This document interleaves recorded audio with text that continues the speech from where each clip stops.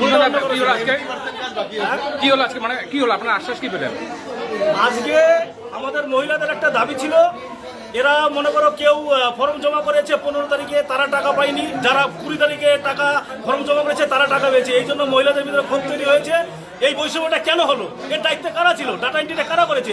মহিলাদের তো আমরা এদেরকে আটকে রাখতে পারছি না, উৎসব এদের বাড়িতে গিয়ে ঘেরাও করছে, যারা প্রতিনিধি আছে বিজেপি তাদের উপরে গিয়ে হামলা করছে যে আমরা কেন পাচ্ছি না, আমাদের এতদিন পরে সরকার ক্ষমতা এসে আমরা কেন পাচ্ছি না। এবার তৃণমূলী লোকরা বেশি পাচ্ছে, এটা মহিলাদের দাবি।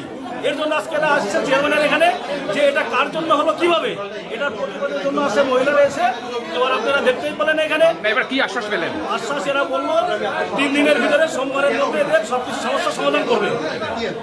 যদি করতে না পারে মহিলারা আবার বলেছেন 3 দিন পরে এরা আবার আসবে, আরো যৌথভাবে এসে সেদিন কিন্তু কন্ট্রোলের বাইরে চলে যাবে সেদিন।